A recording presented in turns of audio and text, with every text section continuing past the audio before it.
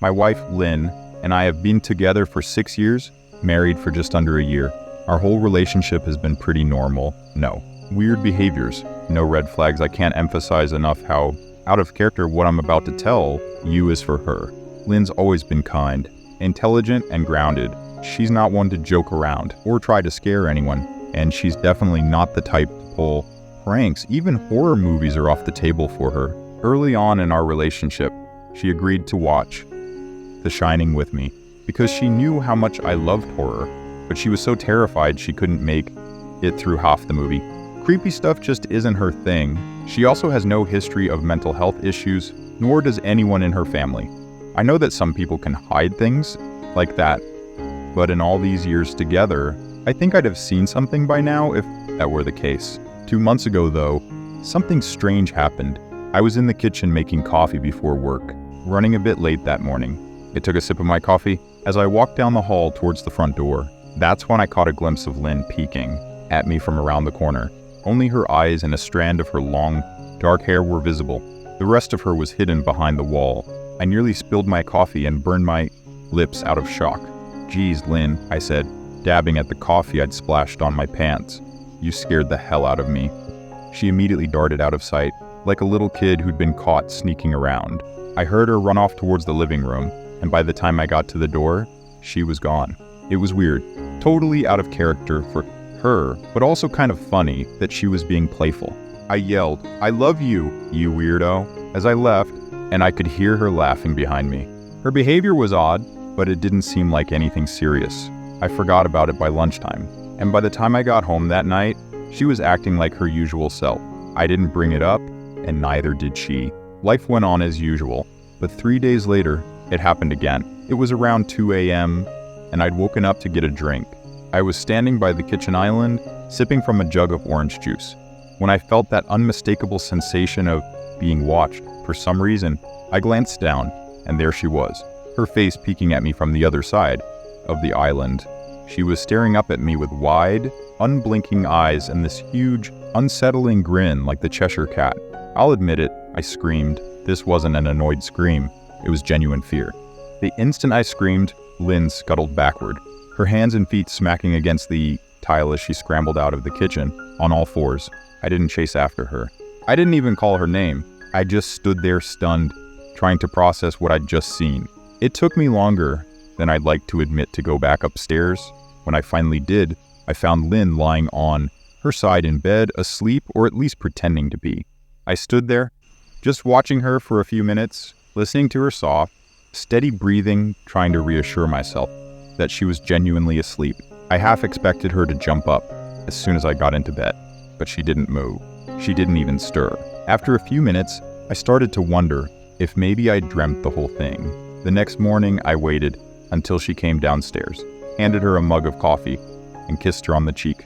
I decided to ask her about it, trying to keep my tone light so I wouldn't embarrass her. "What was that about last night?" I asked. She frowned, looking genuinely confused. "What are you talking about?" "You were peeking at me again," I said, pointing to the spot by the kitchen island where she'd been crouched. She followed my gaze to the spot, and when she looked back at me, she burst out laughing. She laughed so hard that I couldn't help but join her. "You creep me out sometimes." "You know that?" I said, half laughing. Lynn giggled, set her cup down, and wrapped her arms around my neck. "You creep me out all the time, so I guess we're even," she teased. We said our goodbyes and left for work, but I couldn't shake the image of her grinning at me from behind the island, or the sound of her hands as she crawled away. I kept telling myself it was just her trying to be playful, maybe to join in my love of all things horror. I wasn't afraid of her, but it just didn't feel right. After that, though, the peeking became more frequent. She'd peek from behind the couch, from behind the curtains, even once from inside her grandmother's old trunk at the foot of our bed. I only noticed her there because the trunk's old hinges gave her away. She'd propped the lid open just enough to reveal half her face, grinning like a mischievous toddler. I didn't know what to say. I could only stare. When I finally found my voice, I asked her why she was doing it. She didn't respond, just slowly closed the lid, shutting herself back inside. I walked away, disturbed, but hoping she'd grow bored of the prank soon. 2 weeks passed without incident, and I started to think she was done with the game. One night, we were watching a show on Netflix, and I jokingly told her I hadn't seen her, peeking in a while. She gave me a small smile and said, "Maybe I've just gotten better at it." I couldn't tell if she was joking. For days, her comment lingered in my mind. I found myself feeling paranoid, checking corners and behind doors whenever she wasn't in view.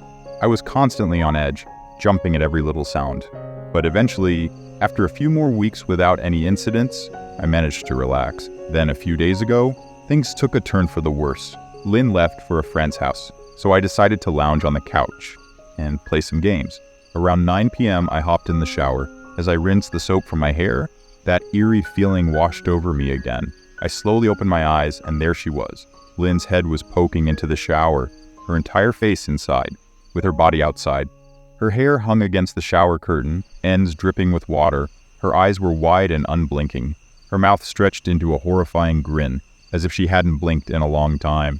Her makeup ran down her cheeks in dark streaks, and her expression was so deranged that I was paralyzed with fear. I backed against the wall, screaming. She didn't move, and her grin didn't falter. For a few long moments, we stood there in silence. Then slowly she pulled her head back out of the shower. I watched her blurred form through the curtain as she backed toward the bathroom door. A second later, the door slammed shut, hard enough to rattle the mirror. I screamed again, jumping out of the shower and locking the door behind her. I stayed in the bathroom for over an hour. Maybe I was overreacting, but joke or not, I was done with her game. I paced, stopping to listen at the door. Every so often, convinced I could hear her giggling. Anger surged through me. I was beyond frustrated. This was my home, and I shouldn't have to hide in my own bathroom. "What the hell, Lynn?" I shouted. "This is really getting annoying." I waited for a response, expecting her to call me a jerk or laugh it off. But instead, I heard a faint moan from the other side of the door, a soft sound that was almost too quiet to hear, and then complete silence. "Lynn?" I called, my voice betraying a slight tremor. Nothing. Just my own breathing and the occasional drip from the shower head. I pounded on the door. "I swear, just stop it," I yelled, waiting for her to yell back or even laugh, but there was nothing, just the silence pressing in around me. I won't deny it, I was terrified, too afraid to open the door and face my own wife. I waited another 30 minutes, but when you're that scared, it feels like a lifetime. Finally, I decided I couldn't spend the night hiding in the bathroom, so I got down on my knees and peered under the door. A part of me expected to see her face peeking back, but thankfully I didn't. I could see straight down the hallway to the top of the stairs, but no sign of Lynn. I wasn't sure if I should feel relieved or not. I watched for a few minutes, half expecting her head to appear at the top of the stairs, but it never did. I stood, hand hovering over the doorknob, trying to mentally prepare myself to open it. Slowly, with shaky fingers, I unlocked the door and was just about to pull it open when I heard a sound that still makes me sick to think about. A moan, louder than before, and this time, I knew exactly where it was coming from. I turned my head toward the closet door, and there she was. Lynn's face peeked out. From a narrow gap, her eyes wide and unblinking, her mouth stretched in that same grotesque, gaping grin. Her hands were clasped tightly to her chest, her body trembling, as if she could barely contain her excitement. A short, raspy moan bubbled from her throat, raw and chilling, sending a shiver down my spine. I somehow found the strength to fling the bathroom door open and sprint down the stairs, grabbing my keys and phone from the table in the living room as I bolted out the door. Her shrill laughter echoed behind me, but I didn't hear her following. I didn't even bother shutting the front door. I drove away faster than I probably should have, shivering from a mix of fear and cold. I hadn't grabbed a coat or even shoes. I was still in my boxers, my hair still damp. I drove straight to my brother Chris's place, about 40 minutes away, ignoring every call and text that came through. I didn't check my phone until I was safely parked in his driveway. Lynn had called 4 times and sent a flurry of texts, all asking where I'd gone and why I'd left like that. In a fit of anger, I threw my phone against the dash, furious at her nonchalant attitude. Chris and his wife were shocked to see me standing on their doorstep in nothing but boxers, but they told me to stay as long as I needed. Chris handed me some clothes and asked what happened. I told him Lynn and I had a fight, but didn't go into details. I didn't want him thinking I was overreacting by leaving my wife over a prank, no matter how weird. After all, I had always told her she should loosen up, not take life so seriously. I'd wanted her to relax, but this was definitely not what I had in mind. I tried to sleep on their couch, but every time I closed my eyes, I saw Lynn's face staring at me from inside the closet. Knowing she'd been in there with me the entire time made my skin crawl. She had never left the bathroom. She'd only slipped into the closet and slammed the door to fool me. Just the thought of going home filled me with dread. I tossed and turned, unable to sleep, until Chris gave me a sleeping pill. Eventually, I managed to doze off, though my dreams were haunted by that same terrible smile over and over again. I woke just as the sun was rising, my body sore and aching from the couch. I felt exhausted, like I hadn't slept at all. I knew I'd have to call Lynn, but I wasn't sure what to say.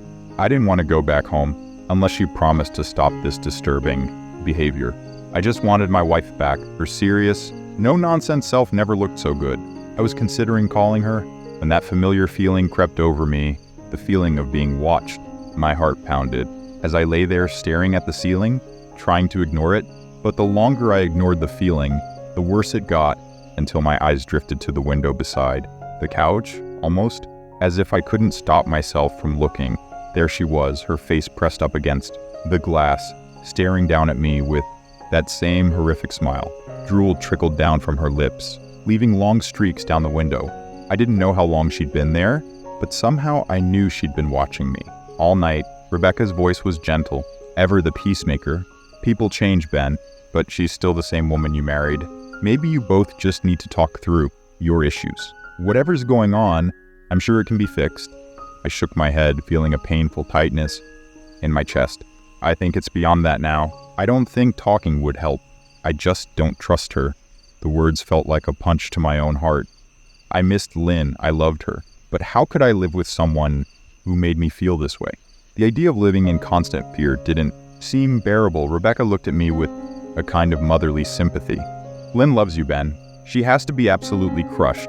I paused, struggling to believe that. I don't know about that. Well, she certainly seemed like it to me. I've never seen her so upset, very much unlike the Lynn I know, she replied, shaking her head sadly. Her words took a full minute to sink in, and as they did, a feeling of dread crept through my veins. Wait, what do you mean? You saw her? You saw Lynn? I asked, my mouth going dry. Rebecca looked at me, confused. Yeah, she came by yesterday morning, not long after you got here. She looked a mess. Ben, eyes red, hair all over the place. She said you two had a fight and was asking where you were, but she seemed more worried than angry. My stomach dropped. And you talked to her? Face to face? Of course, she replied, still not understanding the horror building inside me. I figured you both just needed some space. So I told her you were resting, and that you'd talk to her soon. A chill ran over me. If Lynn had come by yesterday morning, then who had been watching me through the window last night? Rebecca? I asked slowly. When she left? Did she say anything else? Do anything strange? Rebecca frowned, clearly unsettled by my reaction. No. She just seemed heartbroken, Ben. Said she hoped you'd come home soon. I forced my face into some semblance of calm, but my mind was racing. None of it made sense. If Lynn had acted normal at Rebecca's house, why was she behaving like a completely different person around me? Chris entered the room, his expression serious. Ben, whatever's going on, you know we're here for you. But maybe it's time to figure out what's really happening. I nodded, hardly hearing him. I needed answers. Whatever was waiting for me back home, I had to face it. That night, I drove back to the house alone, my stomach twisted into a knot of anxiety. The lights were off, and the place looked empty, but as I stepped inside, an unnatural silence filled the air. I walked through the rooms, calling Lynn's name, but there was no answer. When I reached the bedroom, I found a single note on the bed, written in Lynn's handwriting. It read, "I know what you've been seeing, Ben. It's not me." A wave of cold fear washed over me.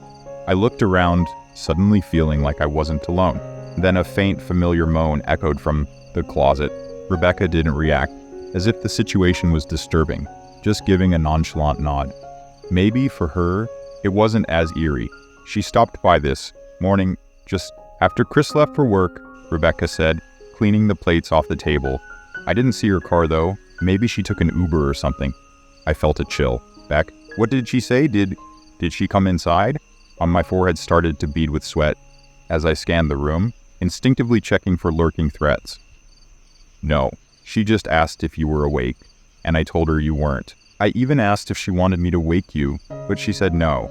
Just told me to let you sleep, Rebecca replied, as she continued washing the dishes. That's it? She didn't say anything else? I pressed. No, she looked terrible though, like she hadn't slept in days. I think you should call her. I thanked Rebecca for lunch and got up, feeling a slight relief that Lynn hadn't entered the house. Still, I felt compelled to double-check that. The doors were locked. I sat there for a while, lost in thought, trying to figure out my next move. I didn't want to go home, but I felt a responsibility to help Lynn if she needed it. I'd made vows, after all, to love her in sickness and in health, and she was clearly unwell. If Lynn was truly sick, I had to do something to help her. But where would I start? Calling the police didn't feel right.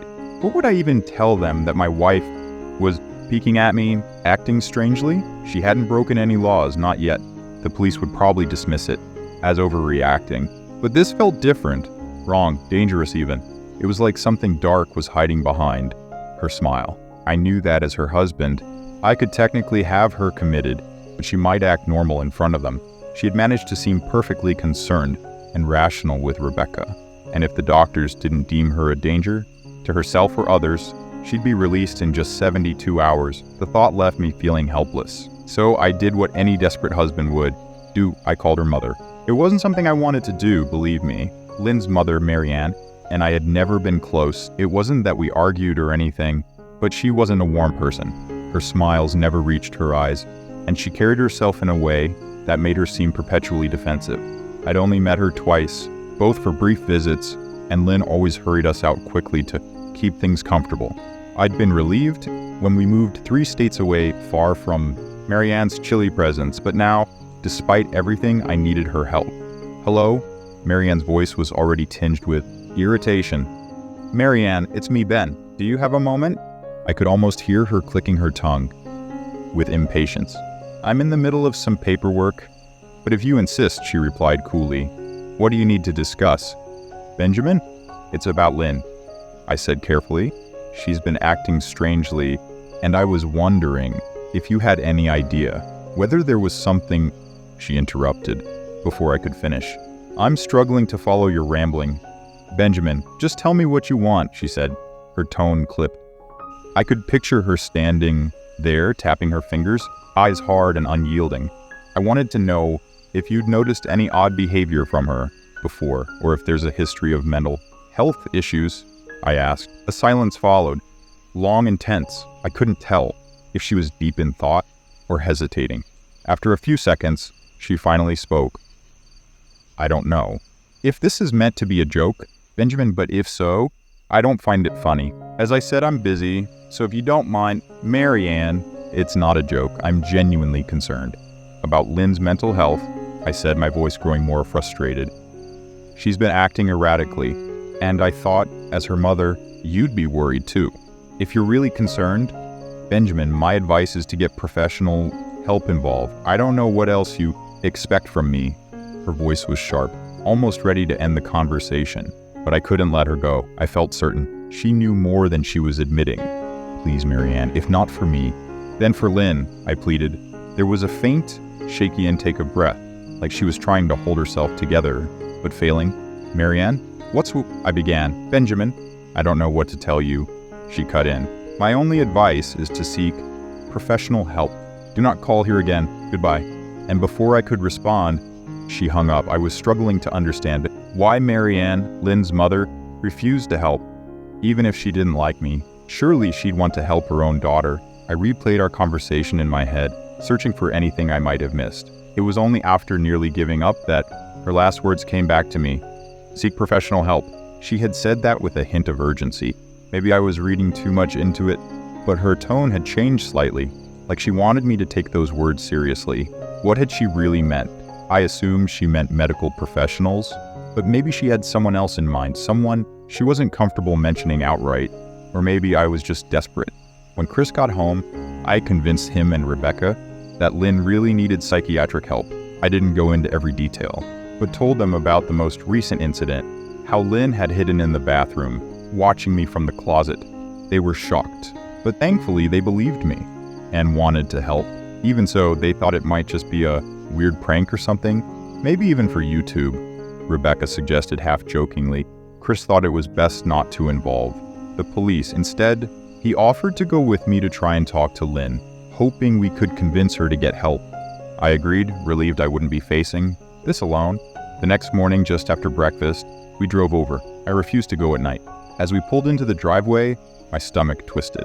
Lynn's car wasn't there, but I didn't relax. The front door was ajar, and for a brief moment, I imagined her eyes staring out from the gap. I started to shake, sweat forming on my brow. Chris, on the other hand, was totally calm, hands in his pockets, as if he was out for a stroll. I envied his ignorance. I pushed open the door, and a wave of rot hit us. Chris grimaced, following me in with a wrinkled nose. "What do you guys clean with around here? Roadkill?" he muttered. "Shut up," I whispered, my eyes scanning the dim, silent house. It was oddly dark, with all the curtains drawn tight, blocking out the morning sunlight. The place looked abandoned, like I hadn't just left it 2 days ago. We moved through each room, checking every possible hiding spot, and calling Lynn's name. After a while, Chris, clearly unimpressed with my search tactics, asked, "Why are you looking under the couch?" "We're looking for your wife, aren't we?" "Let's just go upstairs," I whispered, ignoring his questioning look. Reluctantly, he followed me, and as we went up, our shoes crunched on glass littering the steps. One of our wedding portraits hung on the wall by the stairs, smashed, its frame crooked, the glass shattered. I felt a lump in my throat looking at the picture, taken right after we said our vows. Lynn had looked so beautiful in her gown, I could never have imagined that one day her face would terrify me. We finished the stairs and checked the spare bedroom, which was undisturbed, then moved to the bathroom. I hesitated, memories of the other night flooding back. Chris noticed and offered to go in alone, but I couldn't let him. Together, we checked the closet and the shower. Everything looked the same as when I'd left. Chris sighed. "I don't think she's here, Ben. Why don't you pack some clothes, and we'll come back tomorrow?" He sounded almost casual, but I nodded, grateful for an excuse to leave. I grabbed a duffel bag and went into our bedroom to pack.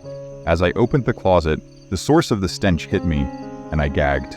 Chris peeked in, turning pale, before quickly stepping back to the stairs. I stared in horror at what lay in the closet.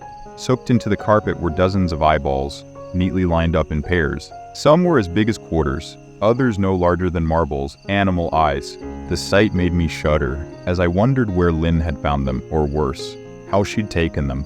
"Dude, I thought my wife's shoe addiction was weird. Your wife's in here collecting eyeballs?" Chris muttered, visibly nauseous. "Ben, I think we should go," he said from the hallway. "I'm getting sick." I shut the closet door on this new nightmare, grabbed my bag and joined him, inhaling deeply, but the taste of decay lingered in my mouth, making me gag. "Who the hell lines up eyeballs in their closet?" Chris mumbled, horrified. "I tried to tell you. She needs help." "She doesn't need help, Ben. She needs a freaking exorcist." He shook his head. "Are you coming or—" His voice trailed off, his eyes widening in fear. I didn't need to ask why. I felt it too. Someone was watching us, and I didn't think it was the eyes in the closet. Slowly I turned, scanning the room, as the feeling of dread crept up my spine. "Christ," I whispered, finally seeing what we had missed. Beneath the bed, curled on her side, was Lynn, my wife. She was watching us with the eagerness of a child on Christmas morning, her hands clasped just below her chin, trembling with excitement. Now that she knew we'd found her, I could hear a strange, quiet noise coming from her, a kind of hiccuping sound in her throat, like she could barely contain her excitement.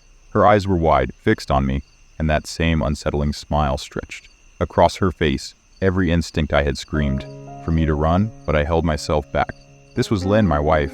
No matter how twisted this situation was, she was still the woman I had married. I had to help her. "Lynn," I spoke softly. She didn't respond, but her head bobbed in a quick, almost robotic nod. "Baby, I just want to help, okay? Can you let me do that?" I inched forward, cautiously approaching her like a wild animal. "I love you, Lynn," I whispered, taking another step. A faint moan escaped her open mouth, and I fought the urge to back away. Her shoulders began to shake, and her eyes grew even wider, as if I had said exactly what she wanted to hear. I crouched down to see her better, and immediately noticed the blood. Her hands were covered in it, trembling as if she was barely holding herself together. "Lynn, are you hurt?" "You're bleeding," I said gently. She nodded again, and her fingers flexed, leaving smears of blood on her chin, as they moved in an almost musical pattern, like she was playing an invisible piano.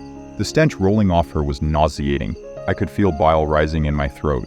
As I took in her dry, cracked lips, blood seeping through the splits, I didn't want to leave her like this. I needed to get her help. I scooted a bit closer and extended my hand. The hiccuping sounds grew louder, her fingers twitching as blood oozed between them. I gasped. "Oh my God, Lynn, you're bleeding," I said, reaching instinctively toward her hand. But before I could touch her, she lunged and a searing pain shot through my arm. I stumbled back, hitting the floor, feeling the blood drip down onto the carpet.